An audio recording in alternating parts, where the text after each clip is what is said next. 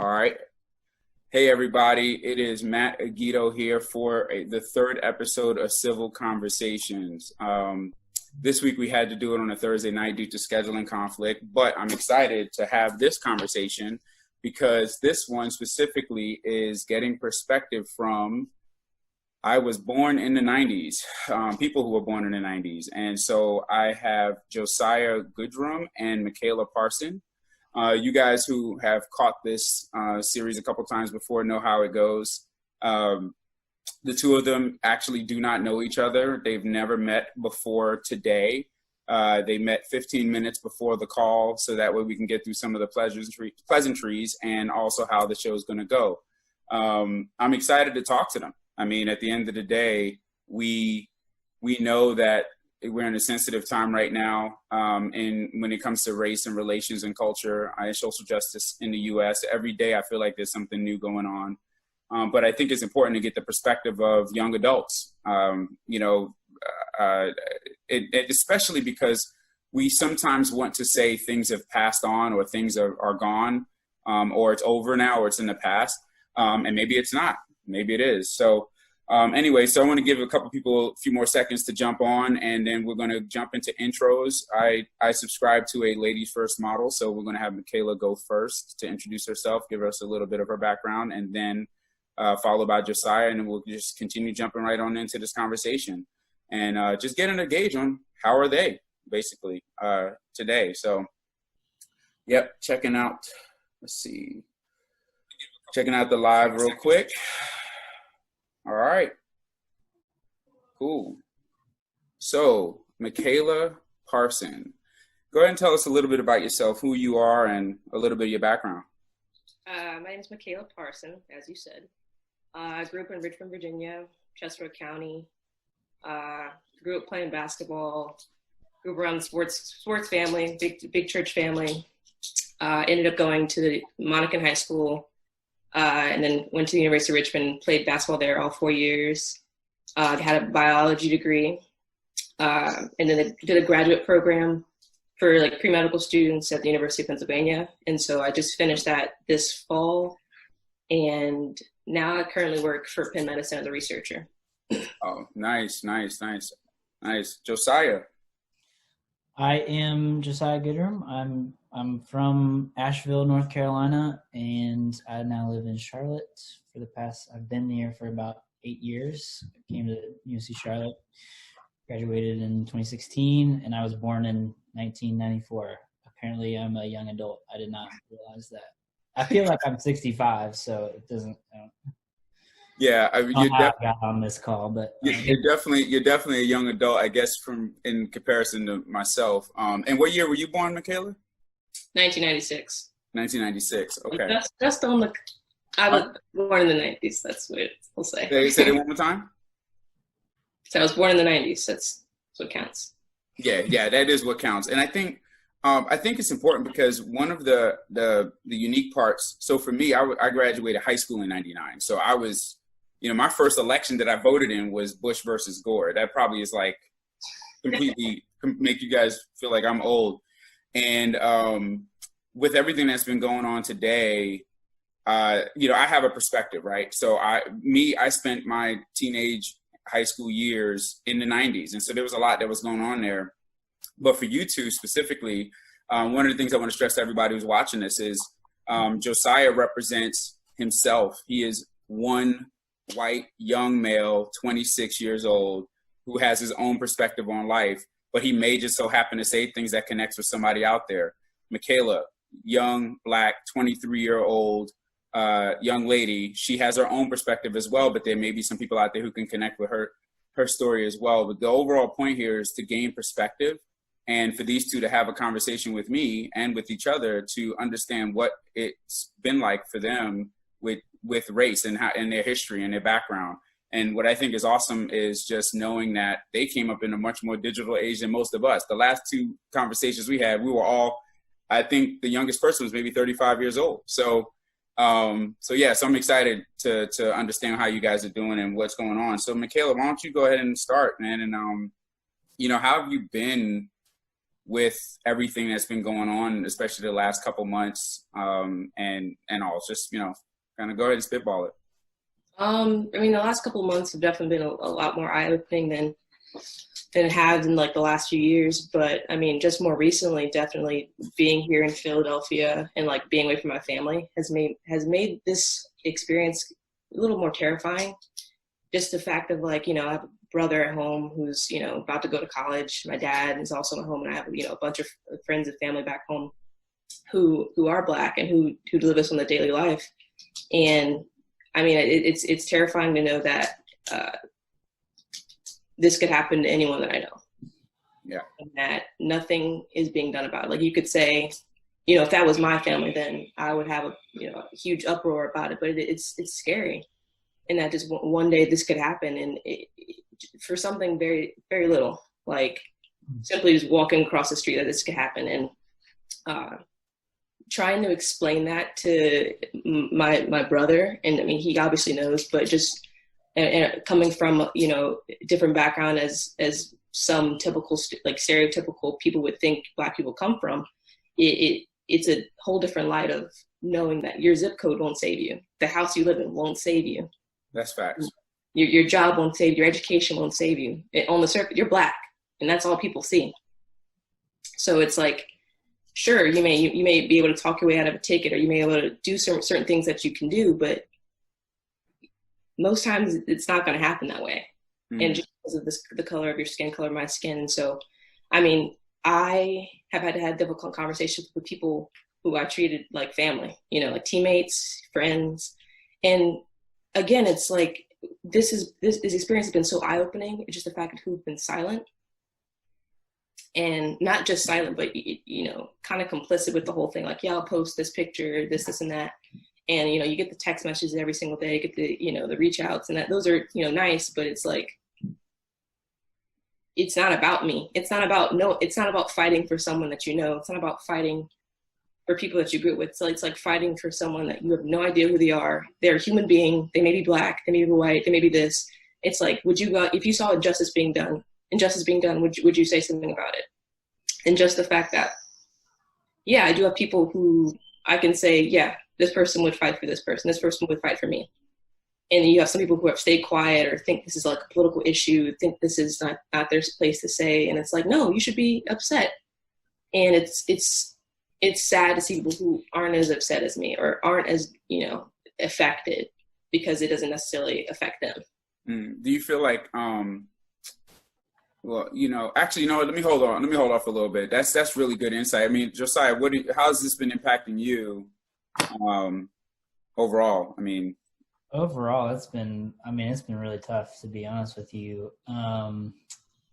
It's been really hard to focus at work, just because I know there are certain things like work that I'm doing is not, I'm a content strategist, so it's not really groundbreaking. And I know that there's this massive issue in our country, and I'm like, it's hard to like type out words when my Black brothers and sisters are just suffering so much. And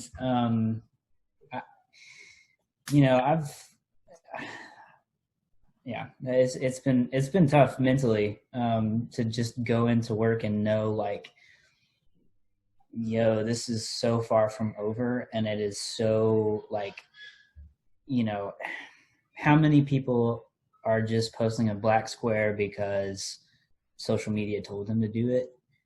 And like, cause I mean, yeah. So it's just been like thinking about that, and it's pretty tough. Do you guys find that, with I think the thing that's interesting is that, I'm sure, like, some of us that are my age, pushing 40, are probably like, man, you don't want to look at somebody who's 10, 12, 13 years behind you dealing with some of the same things, white or Black, heck, Asian, Indian, whatever, right? But it happens, right? And I kind of, I don't want to say I worry, but I guess that's probably the best word I could use, is like, I worry about the fact that, like, okay, when is this going to stop? Like, what generation is this going to like eventually just cease with? So to your point earlier, Michaela, just about even some of the hard conversations you've had to have, you mind going a little bit deeper into some of your background and how you grew up and how like why those conversations may have been difficult, especially because of some of your background a little bit? Yeah. So as I said, I'm from Richmond, and I started my education going to like a primarily Black private school down in Southside Richmond. And so there, I mean, I don't think I necessarily felt the implications of what's happening now, just because I was surrounded by, my Black peers, my Black brothers and sisters. Like, I didn't really know anything different at the time.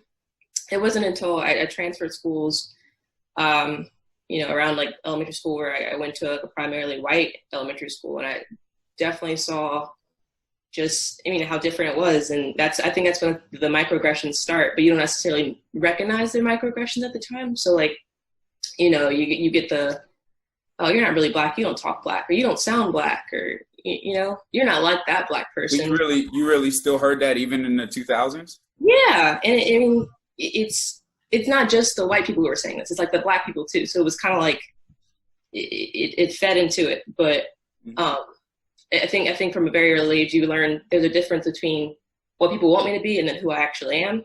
Mm-hmm. And you feed into that category where you're just like, what does not being, like, what is this? What are they saying that I'm not? Or like, what are they saying I'm sound like? And then you very early on, you learn like what code switching is. And you everyone has that moment where, they know what their parents sound like on the phone, but then, well, when I call my mom from a random phone number, you get the, hello, this is so-and-so. Two different. So very early on, you learn what a Black person's supposed to sound like, what a white person's supposed to sound like. Right. Going into middle school and high school, I'm kind of just like, why is this? Because I sound like I have an education, I sound like I'm this. And that to me is just kind of. You could just say it, just like you sound white. You sound white. And you're just like, what does that mean? But isn't it kind of wild that like, and Josiah, I hope this doesn't offend you at all, but it's wild that sounding white is the default for sounding intelligent. Yeah. Oh, you're very eloquent for this, so you do this. And it's like, wow, like, why can't I just be an eloquent, intelligent man or woman, no matter what my skin color is, or, or I shouldn't default that to a white person, I'm sorry, go ahead, Michaela. It became more apparent, like, as I said, I was in elementary school, and I started playing AAU basketball. And so at the time, I was like on an all Black team, and I think we were playing, certain few teams. And then one of the games we had to end early, and we were like, why did we end early? And it was like the team got, this qualified player said the N-word, like calling our team. And so we were kind of like, they said what? What year was this? Fourth grade. So let's say I was about 9. So. So 05 time frame.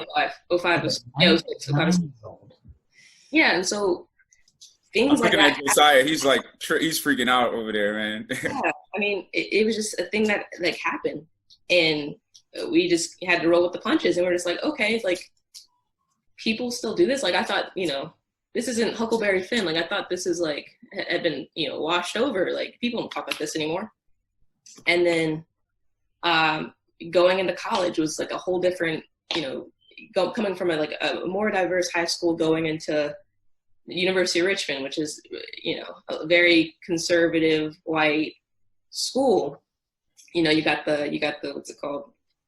Lily Pulitzer dresses, mm-hmm. The boat shoes, that type of like environment. And I mean, it was very quick to see that I was like, okay, this is very different. Like, I'm going to stick out here. And like, from right off the bat, like I said, I played basketball. You're seen there as like, the stereotypical like athlete, black athlete. Like, you're only here because you played this sport. And you're like, my grades were decent. Like, it's not about that. But just like the eye-opening things that have happened, like I think I was like in my sophomore year when Colin Kaepernick kneeled.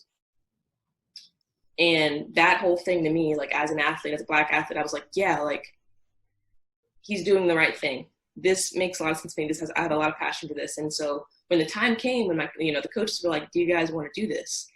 I look back on it now, I'm like, I wish I would have, rallied people behind this to get into this point. But my idea was like, no, we can't do it because not everyone's going to want to do it. Yeah. And I never asked myself why. Like, why didn't you, challenge people on this? Why didn't you do this?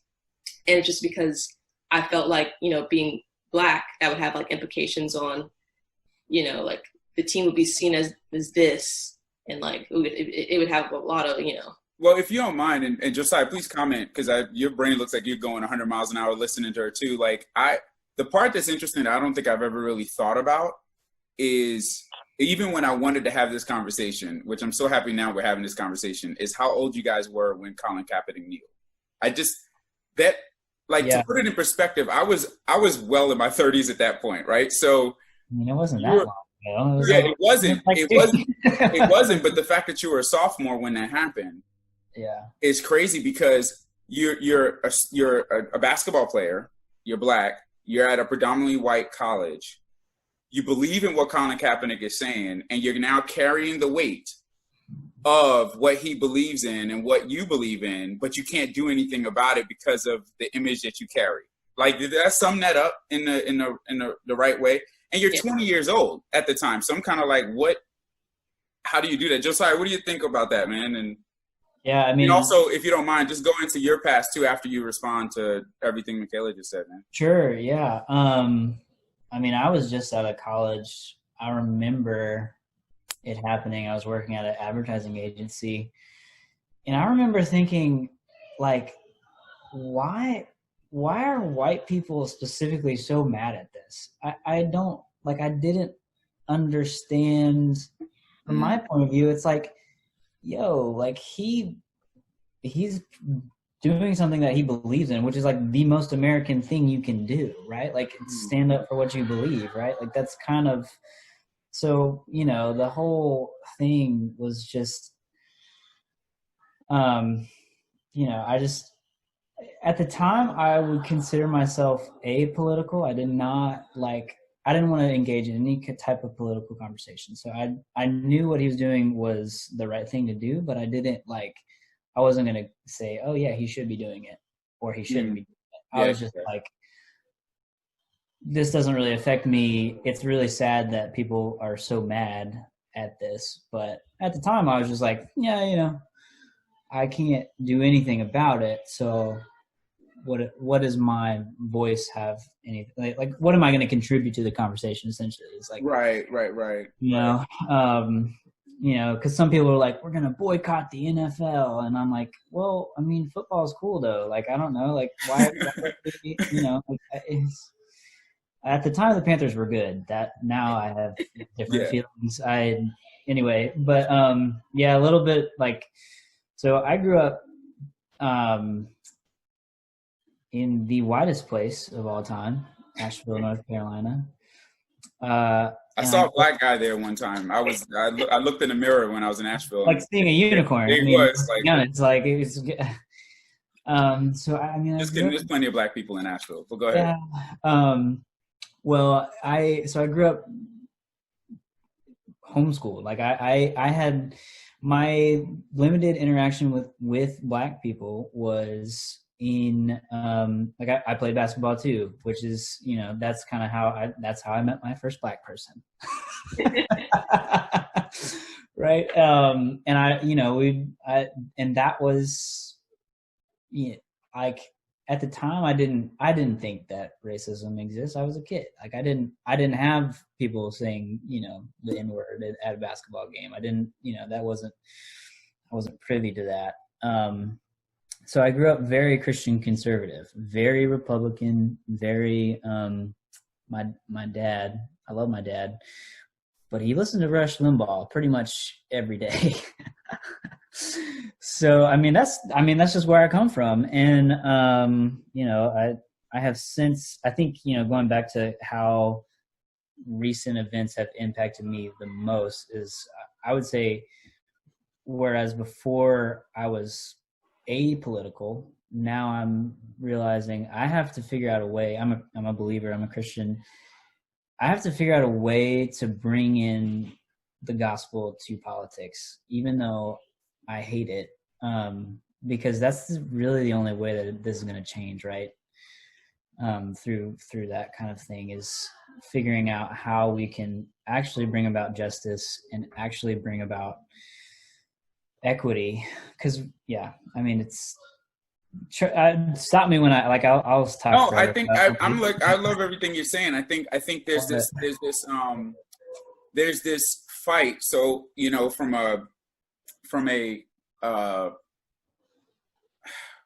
our backgrounds really do dictate a lot of why we do and live the way we live, right? So I'm listening to both of you and I'm kind of like, wow, like you guys ended up in specific weird places in regards to where you stand, either because of your, you know, extreme conservative views or the athletic star you are, and you have a phenomenal setup right now at U of R. You don't want to risk that.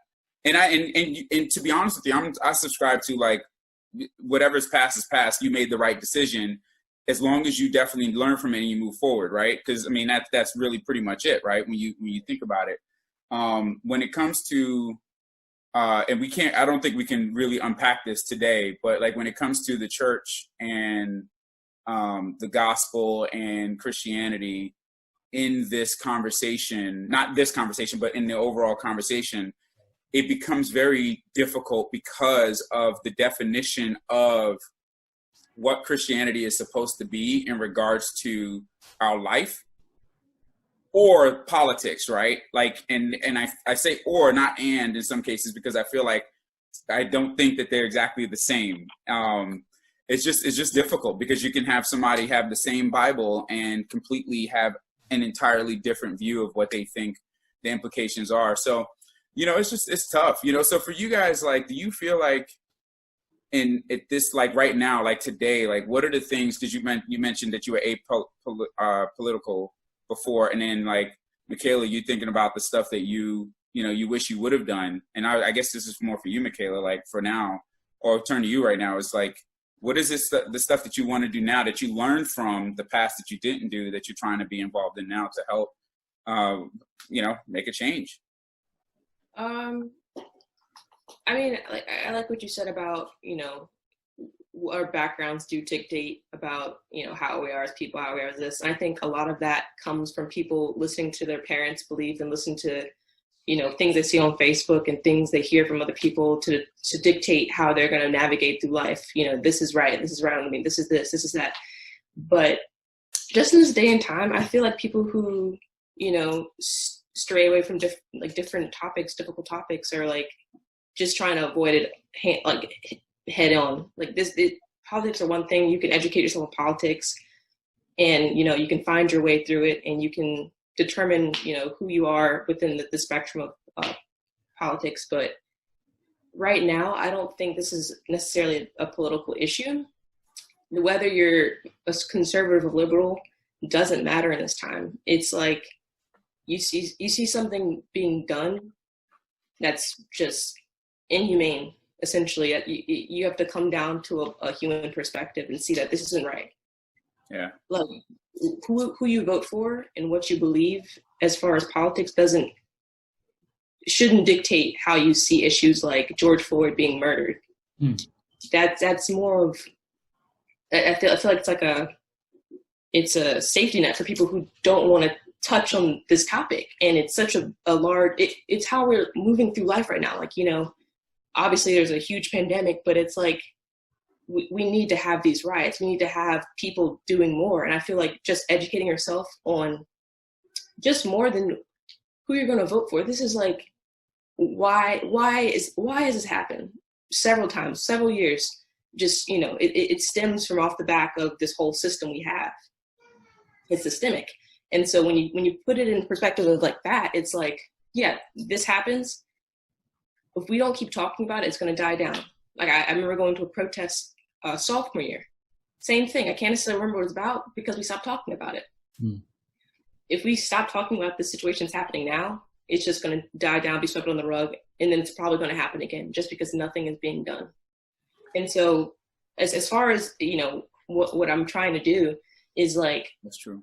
One, I personally, as a Black woman, I don't have all the answers. I know I'm suffering. I know my Black brothers and sisters are suffering. I know the people who are, at the protests every day, at these riots every day. They're suffering, they're hurting, they're like, inside, on the surface, whether you're not or not. But it's like, you don't necessarily have to, you don't have to be on the front lines to be able to make a change in this. I feel like it's just about getting the word out, not stop talking about it, donate what you can donate. It's just education at this point, because at this point, if someone isn't, you're purposely ignoring it if you're not like choosing to see it, because it's like it's everywhere. I think you touched on so much that is so valuable. And Josiah, please, jump in and ask questions too, but or make comments. But I think the politics are important because, we want people to get out and vote. However, the politics is not what we should lean on to do the right thing. And I think that's your point, right? And it's like, I made this post a little while ago about how, people no longer create parties. The party now creates people. And so you have a stance. I'm a middleman, real heavy middleman, more than what I think most people think. I think liberals think I'm conservative and conservatives think I'm liberal. But I think part of the reason why I've done that is that I feel like people just want to put you in a box for just looking at something the right way and just saying like, this is wrong. And being able to weigh it out. But also another thing you said is about talking about it. I think, my opinion, and I think, this is just me, but I think the media, you go all the way back to Rodney King, which happened before you guys were born. I remember when it happened, and I remember being little. I think I was like 11 years old when it happened, 10 or 11. And I was like, oh, yeah, these cops are going to jail. They didn't, or they didn't get convicted or something like that. And I fast forward, I'm like, you're sort of right, Michaela. Like, I think the conversation that happened, but when I think about the media, I think the media has stolen the ability for African Americans and whites, specifically in this country. I know there are other races, and the other races should talk, but these two specifically, from having one-on-one conversations, which is why I started this too, right? To be able to have conversations with people in their sphere, so it's not just the media throwing something at you and making you feel like it's just that. Because some of these situations that's occurred, the reason why they're so traumatic to Black people, and Josiah, I don't know if anyone's ever told you this specifically, is that the incidents that may have occurred to us as individuals that didn't result in death, it reminds us of that trauma, right? Mm-hmm. Does that make sense what I'm saying? So it's just the way it happened. It's like, whoa, y'all feel me? Go ahead, Josiah. I'm sorry. You said, like you're about to say something or either you about to preach. No, I mean, I was, do you know JB and Melinda Bell? Yeah. Mm-hmm. So they have a counseling center. They're doing a series on Mondays. I'll give a quick shout out to I think it's C4 Counseling. They're doing Zoom calls. And the first one in June was about that racial trauma and just kind of how it manifests itself in the body, and that is all too real. And I'm an Enneagram type 4, so I'm a touchy-feely guy. If you try to come at me with stats and stuff, I'm like, I get out of here. This doesn't mean anything to me because I'm feeling a certain way. And so I think, I just knowing how there's certain things that I get stressed out about for really no reason. I can only imagine how stressful it would be to actually have a grounded reason to be stressed out. And that was one of the questions that I had for you guys and you, Michaela, is, how are you keeping your sanity? How are you mentally keep taking care of yourself to not let it get to you? Because I mean, I'll have a bad day at work and I'm all stressed out. And it's this is just amplified by so many more levels. So I'm just, what have you been doing to help keep your sanity and keep? That's a good question. You got it? Or me to go first? No, the question's to you. Yeah, it's to you. It's to both of us. Okay. Well, I think I'm in a pretty unique situation right now in that I have a lot of things going on as far as, trying to study for, the specific test I'm taking. And then I just moved into a new apartment. So I've had things to keep me busy, which have helped a lot. But it's also, I think it's just living. I mean, it's a state of uncomfortable. Like, I think it's good to be uncomfortable right now. And so I'm not necessarily freaking out. Like, obviously I'm terrified and scared that, this is a much larger issue it's just started, which is a good thing. And also it's like a bad thing as far as, we still have a lot to go through and a lot to work through. But I think I'm just keeping busy right now. And it's good to be surrounded by people here who love me, and people, I have friends here. So it's like, they reach out, they do this, like, hey, checking in on yourself, doing this. And sometimes, as far as taking care of myself, I just have to get off social media. It like, the media controls everything right now. And yes, that it's good that people are posting all these things, and, we're not silent at all. It's just sometimes the trauma of, media is just so, it really does affect your soul. So sometimes I'm just like, I can't handle that today. I need to focus on this. Because I know if I see something that will trigger me, it's like, that'll ruin my whole day. And I can't fathom that. So yeah, I feel you. I think for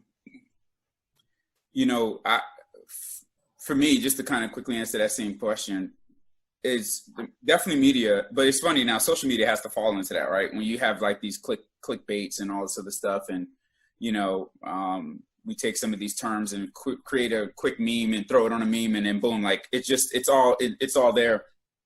Trying to shield yourself from it for a while is very helpful. Staying busy does help.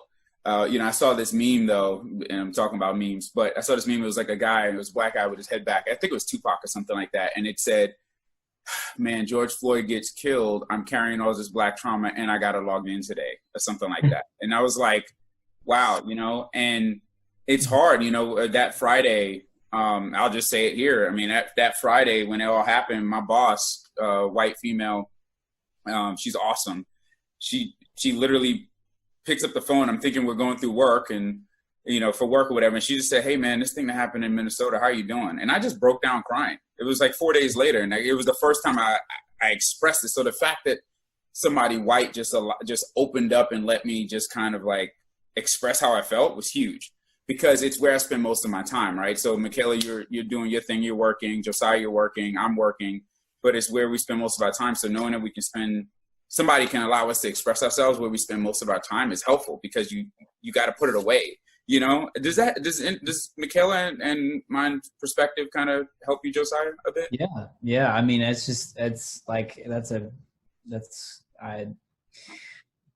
don't know how I would handle it. Like, and I think that's kind of the thing is for me, that I've been really trying to put myself in a black person's shoes and think about what I would be like and what I would feel like. And I mean, it got to me. I mean, there's a point in time, and I'll try not to cry, but I mean, sorry. It's all right, dude. Like, I mean, that's. I told you I'm an emotional guy. No, it's cool, man. But after that, I mean, it's evil, and I don't know how I would make it. Like, I don't know, because for me to think about it and to think about just the monstrosity of it all and how deep this is embedded.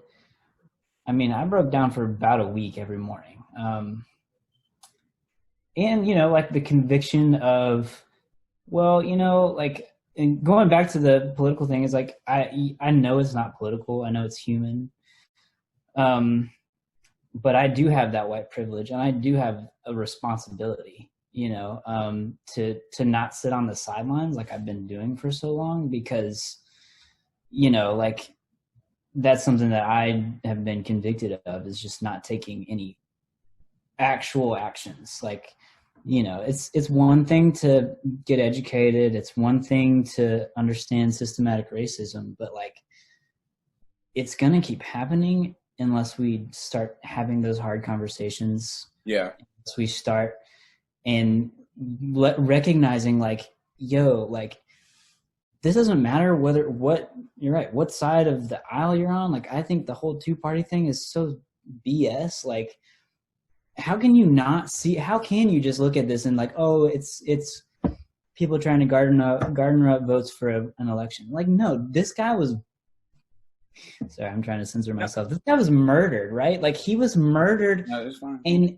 how can you change that conversation to be about politics? Like, how can you change that conversation to be like, well, not all cops are this way? It's like, come on. Like, why are you, how can you watch this video as a white person and think like there's not a problem? I think some of it goes back to, it's about exposure, right? So I'm going to give a little grace, right? Some of it is about exposure. It's about not,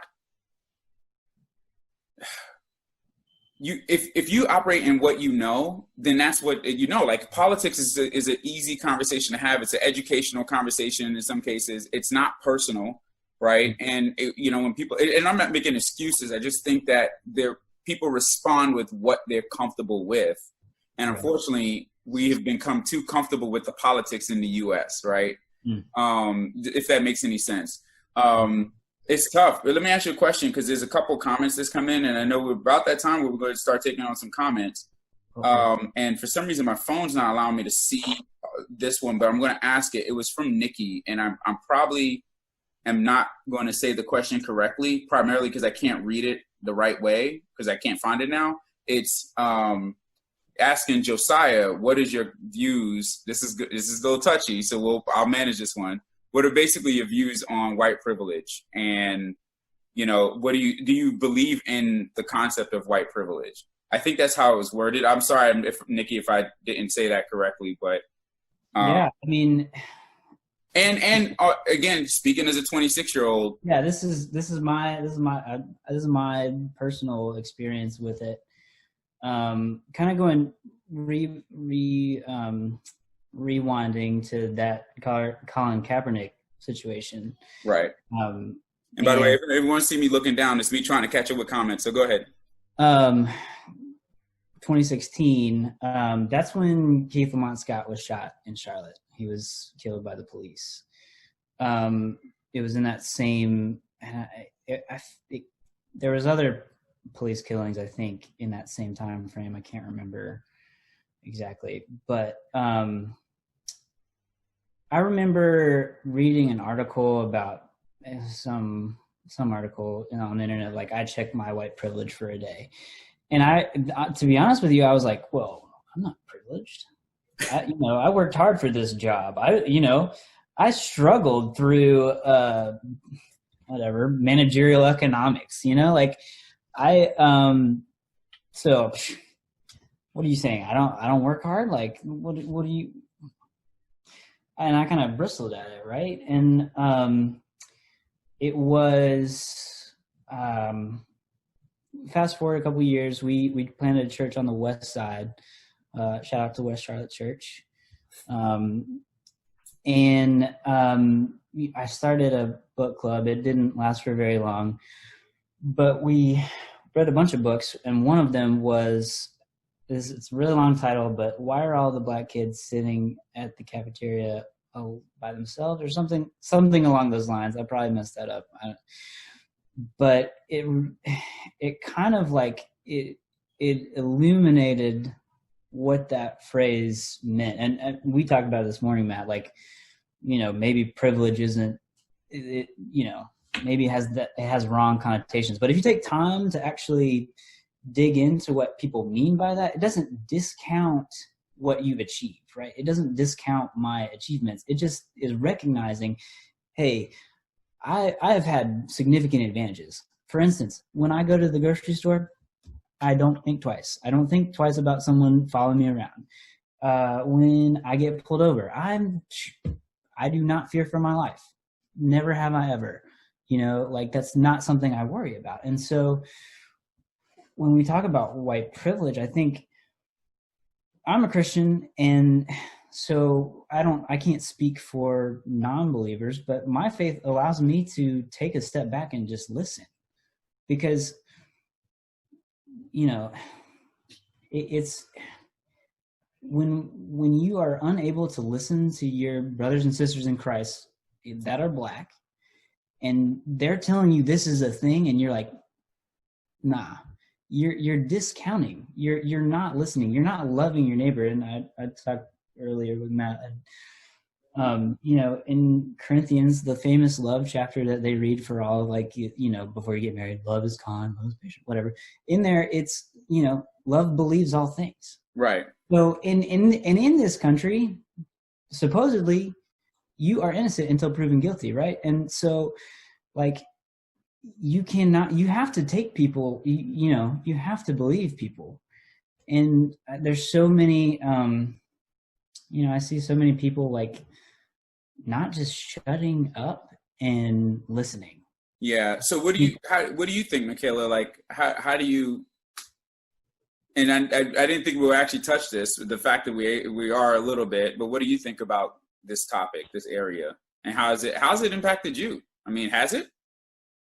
I mean, yeah, I just going off what Josiah said, I think I saw a few things on social media. One was that, you don't have to walk in someone else's shoes to believe them.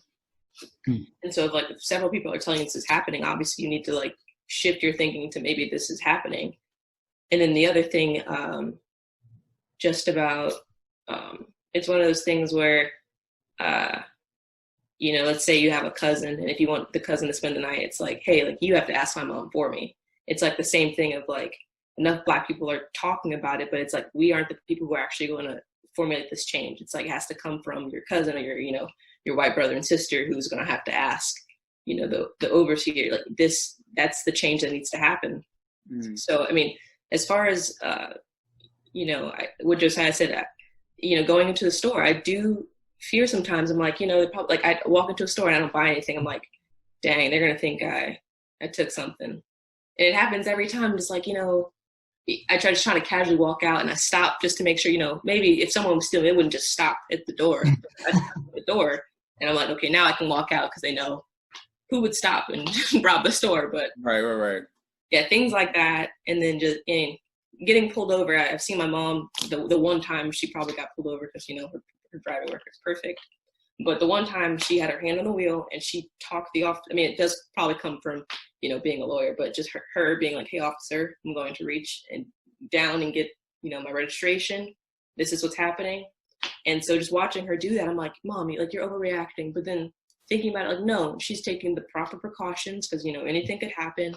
It may be nighttime. They may not see what she's doing. Just, it's, at this point, it's better to be over dramatic than to, have something go wrong in one moment and then, I'm without a mother, like, just things like that. And I just times like this, I have to double think. And, I'm thankful that nothing has personally affected my family as far as losing a family member. We're definitely having friends who've lost family members, lost brothers, just to, like, senseless things as far as, reaching for a hairbrush or just walking on the wrong side of the street. When I walk in a neighborhood, sometimes I take my hood off just to, it could be raining, but I'm taking my hood off just because I don't sense that things could go well in that scenario. Yeah, it's an inconvenience. And I think, like, again, I'm hosting, hopefully, a more focused conversation on this, let's say, title of white privilege. I think sharing perspectives of the things that Black people think about and that white people don't is a safer way to kind of describe why the privilege terminology even exists, right? So privilege, whenever you put that up, like white privilege, Black on Black crime, heck, now it's defund the police. These things automatically put up a wall, right? And it's like, it's the defense, like you shared that, Josiah, earlier, where you're like, what do you mean? Like, you kind of felt some type of way. But there are some things in life that we just think about that we know that other races don't necessarily think about. So, like, I'll tell you, I may have said this on one of my other talks, but I didn't wear a mask when I went out for the first, like, month or so. I'm 5'11", well, in shoes, I'm 6 feet tall, 220-pound, muscled up Black guy with a mask on walking into the store. That's what was in my head. So even if everyone else was doing it, that's what was in my head. I'll admit, like, it was. And so I finally decided to kind of cave in when I went into like the post office and realized I was like the only guy in 10 people that didn't have a mask on. So I felt weird. And I finally kind of let that go. I was like, I need to calm down. Like, not everyone's going to see me as a criminal. But, you know, my past, you know, kind of dictated my decision to not put on a mask for a while. Right. And also I want to give credence to a little bit of media. Right. I mean, that can have an impact on the way I view myself as well. And it's unfortunate. How do you guys feel about the fact that at your age, this is going on, and then you take the younger people, right? You know, let's take my age of 39 and we'll go ahead and subtract. So that would make me 13 years older than you, Josiah, and 15 years. Is that right? Almost 15. Your birthday's coming up. Yeah. Years older than you, Michaela. You know, you think about the same amount of years backwards, right? So now you're talking about, let's say, the 9-year-old Michaela for you, and the 13-year-old for you, Josiah. Like, how do we help? You know, how do we help this? Like, you know, the kid's born just 10 to 15 years ago. Anybody can take that. I mean, what do you guys think? You're saying as of now? Yeah, like now. Like, how do we help? I mean, like you just being older now, like if I was 9, I feel like you would feel helpless. And even now, sometimes I do feel helpless because it's like a collective body that needs to assemble for, you know, change to be done. But I think a difference that I see between, you know, a few years ago when we had another police murder, but until now, is that I feel like something is changed within our community, which is like the ball is rolling, and like we're rolling in the right direction, and it's like slowly but surely moving, and like people aren't silent about this. Like, we're obviously not, this isn't going away for a while. You know, you have the statues coming down, and like the Virginia, I know Maryland, I think had a few, but like statues are coming down now. We've been trying to get that down for like years now. I remember seeing those when I was, you know, a kid going on field trips to see Robert E. Lee, and you're like, but just things like that. And, you know, you still have, you know, the Lynch. Can I pause you there? Like, I just, that's wild. So yeah. We perpetuated an education of a Confederate leader. And here you are, a Black student at whatever age, going to go check out the great Robert E. Lee. Right. They're like, he was a leader and he was this. You're like, he's basically U.S. Hitler. Like, but we're not associating the two. And then like the same thing with Georgetown, and the same thing, you know, we're having like a movement. That's it actually does feel like a movement at this point, because, you know, this has been going on for, feels like centuries. But just the fact that things are actually starting to slowly change.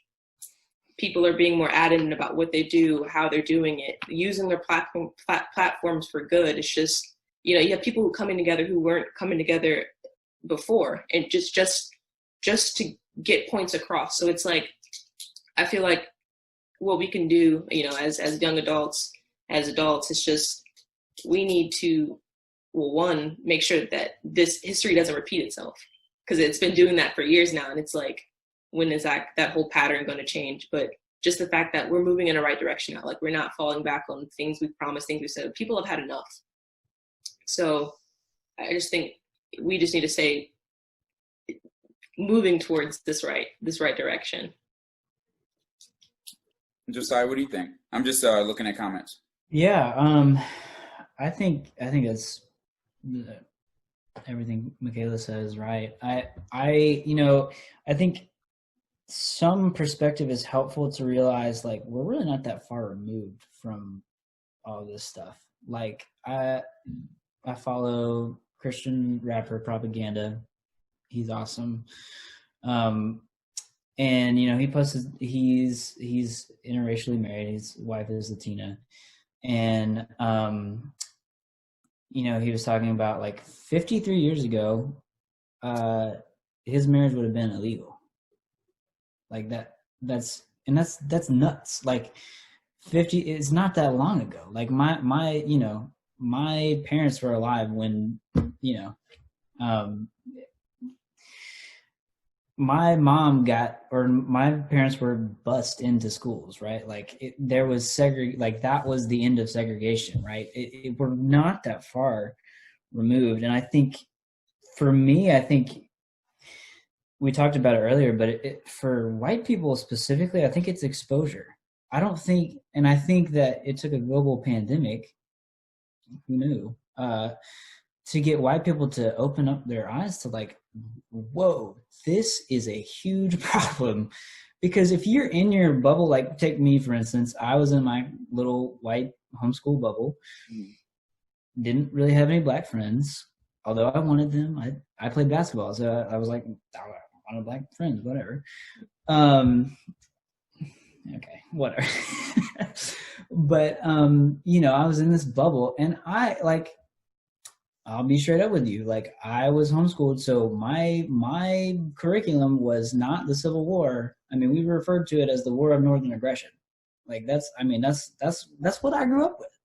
I mean, I'm not holding any punches. Like, if mom and dad are watching, I mean, sorry, but this is my reality. And it wasn't until, I was exposed to Black people and just like having conversations and reading books and just talking and just having conversations with people that I was like, dang, this is a real issue. Like, white supremacy, like, before I was like, America, you can do whatever you want. You can pull yourself up by your bootstraps.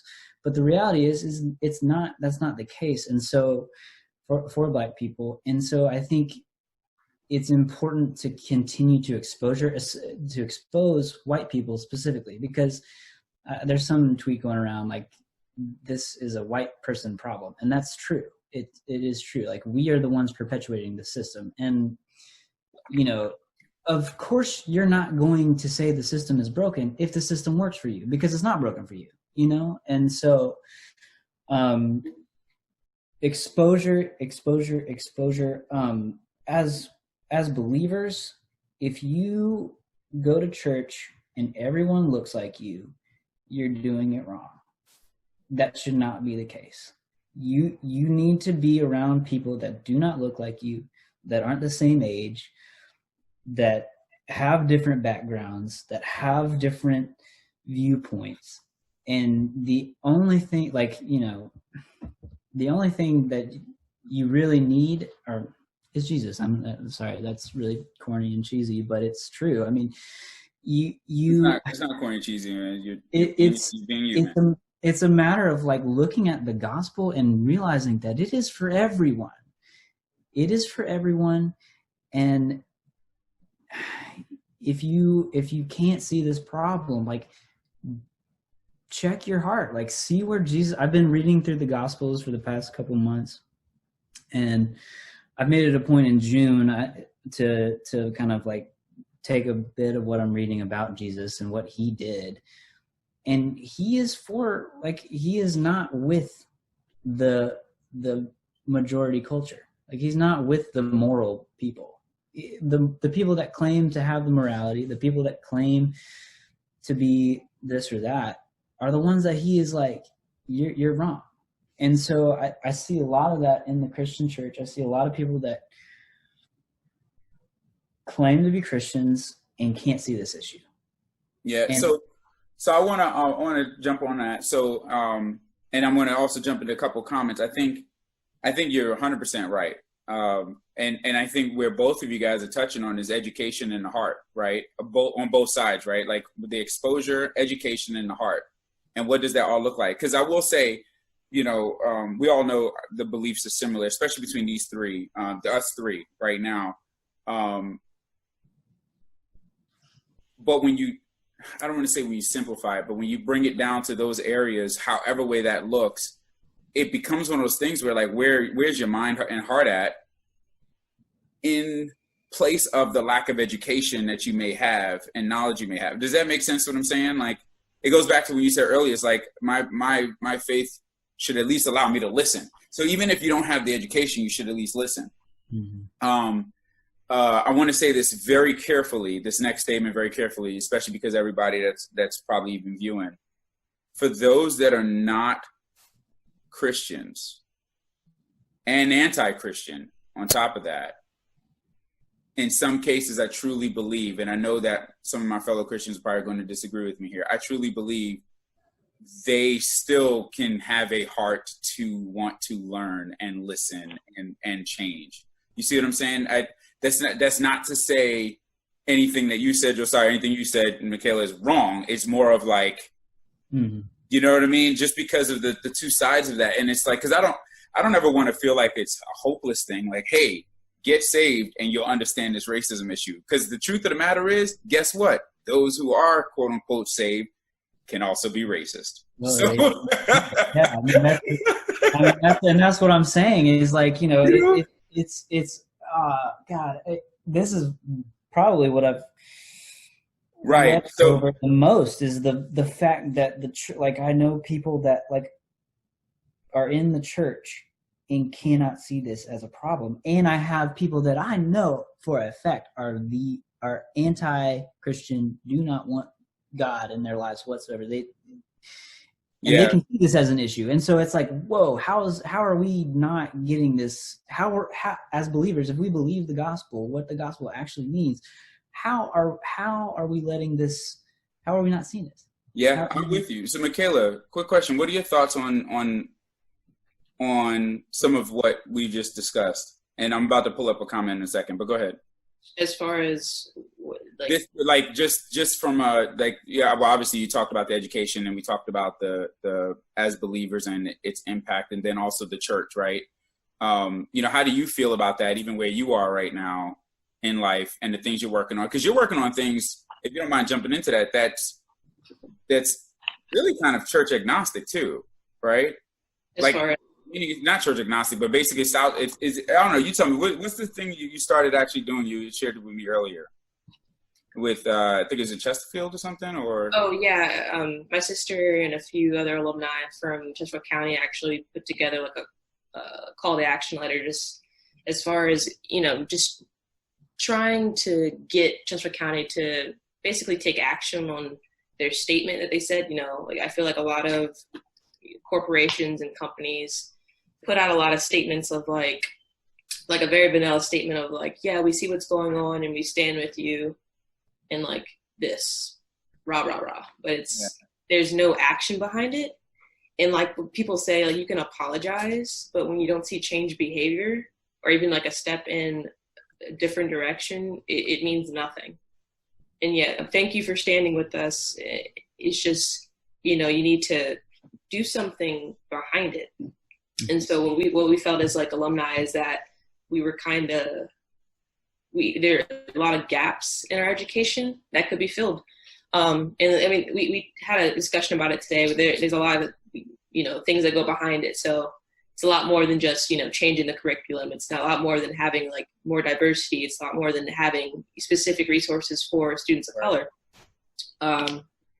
And so just going off that, I think it's like you said, how can we do to help? And I think it's looking back, you know, we've already passed the age where, you know, we're not in elementary school, we're not in middle school, we're not in high school anymore, but there are students still there.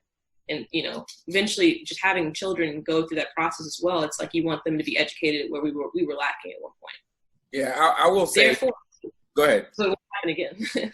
Yeah, so it won't happen again. And I'll even throw myself on the firing, or I guess on the firing pit or spit or whatever it is. I don't know. So Mike Welker made a comment.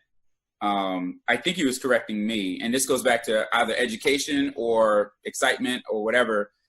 He said he was a general in the Confederacy, not the leader of the Confederacy. I think I actually accidentally said that. So thanks, Mike, for correcting me. But again, that goes back to the more, and again, speaking of myself, the more educated maybe to some degree we may become, the better we can speak on certain things. And I mean, I knew he was a general and all that stuff, but my point is, like, I think sometimes we can forget or not even know, speak from a place of not fully understanding.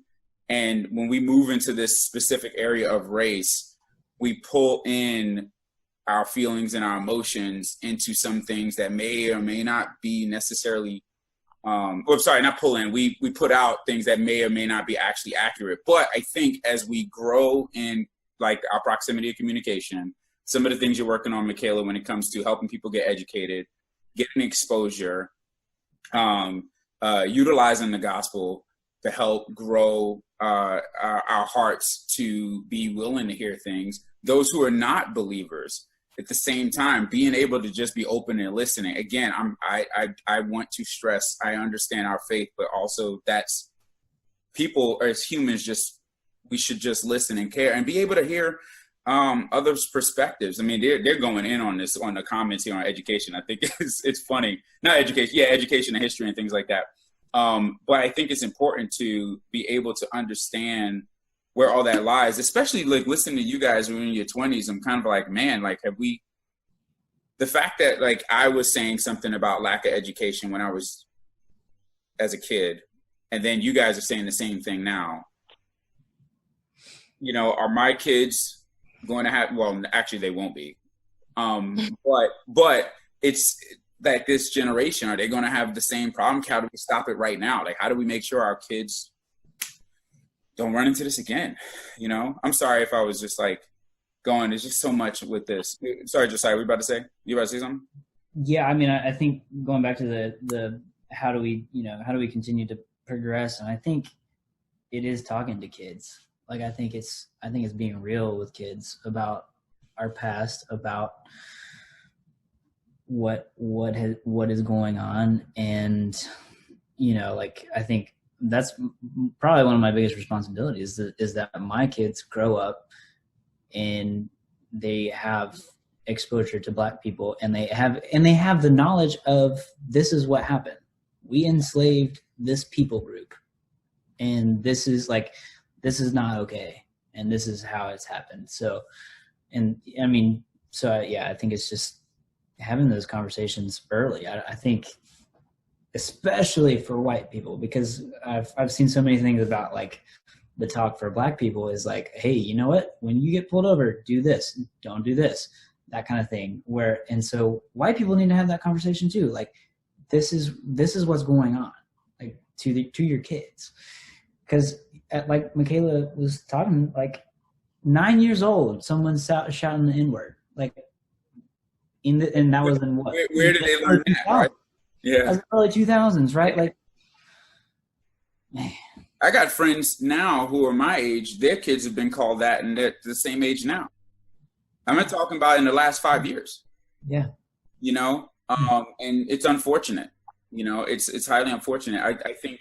Let me see what time it is. Okay, we got about 3 to 5 minutes left. But I think we're at a point where, you know, when we say this has to stop now, at least what I'm gathering from listening to you guys, I think there's a start, because I think stopping is going to be hard. Like, racism has to stop now.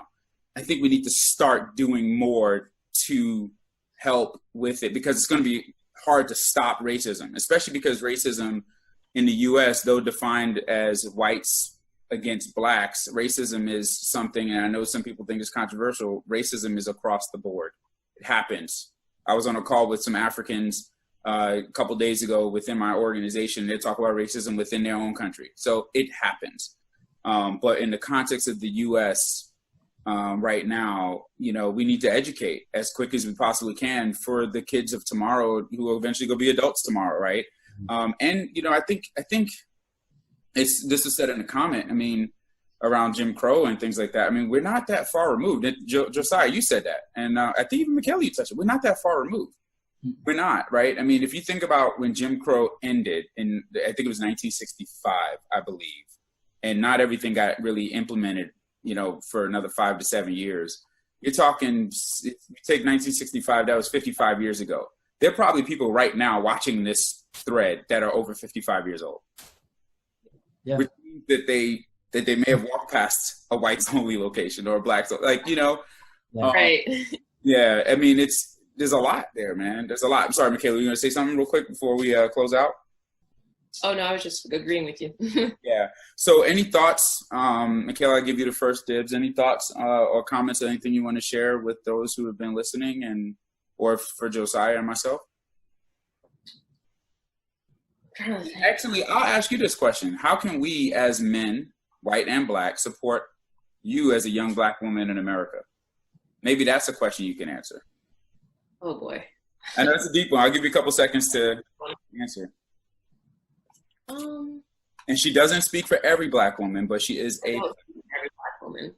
But I mean, there's a different the different realm of what happens when you're Black, but also you're a woman. You have to worry about, you may have the racial implications of, walking into a store being followed, but then you also have the fear of like, turning down a man and fearing for your life in that sense of like, he's a Black man. He also is one thing, but I think it's, again, one, education, and coming just from my perspective is like, there's a thing where like Black men and like white women have a thing where, you can be the oppressed, but also the oppressor. So it's like, pick one. And hopefully it's like, don't oppress me, do this whole thing. But it's hard for Black women, definitely, because we feel like we're at the bottom of the totem pole just because of that. You have the Black, but then you also have the women label attached with you as well. So it's like you're fearing for your life in so many different categories.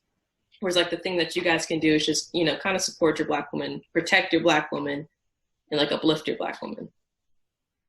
That's cool. Appreciate that. Josiah, man, any last words, any thoughts, or maybe answer a similar question is, as a young white male, what can we do to help you in this time that's helping the situation or whatever? I don't know. You tell me. I mean, I think for me, is hold me accountable. I mean, that's the thing. Like, I think there needs to be accountable, that it doesn't stop, that it continues, that it's not just a month-long frenzy of posting social media. It's like, am I following through? Am I having those conversations? Am I doing those things? And then also just, I think it's up to you to change yourself. Like, well, theologically speaking, that's inaccurate. Yeah. What I mean by that is, it starts on an individual level. The change does. We're not going to end systematic oppression, but whoever you are, whether you're a Christian or non-Christian, just listen and like try to show compassion and realize that like you do have a sphere of influence, right? We all have a sphere of influence, whether it's your family, whether it's your friends, whether it's your basketball team, whether it's the people you play video games with, whatever it is. Like you do have an influence, and just don't forget to give people the grace that they need as well, because I think that that's also something that you see a lot, is like the social media sniping of like, pew, pew, pew, like you said this, you said that, you said that. Just chill out, and like you don't have to be right. You don't have to be right all the time, and that's something that I have to preach to myself constantly. I tend to get on my high horse. That's probably been evident at some point. Yeah. But also being right, I think sometimes we need to learn to give you guys grace for trying. I know some people, that's not popular with a lot of people, even me saying that. Like when you say give people grace, I think this whole like sacrifice to silent people thing that was happening, especially the last couple of weeks. I'm kind of like, first couple of weeks, I'm like, I get it, I understand it, but like some people literally don't know what to say, so they're just sitting there and just like, oh, I don't know what to say. We got to give some grace in all of this. So. Yeah, man. So Michaela and Josiah, thank you guys so much for your time. Y'all hang on here. I'm going to end the live. Those who joined, I appreciate it. The conversation I see had a lot of spirit in it. Just reading through the comments and really appreciate these two young adults born in the 90s, giving us perspective that reflects me born in the 80s, some born in the 70s, some born in the 60s.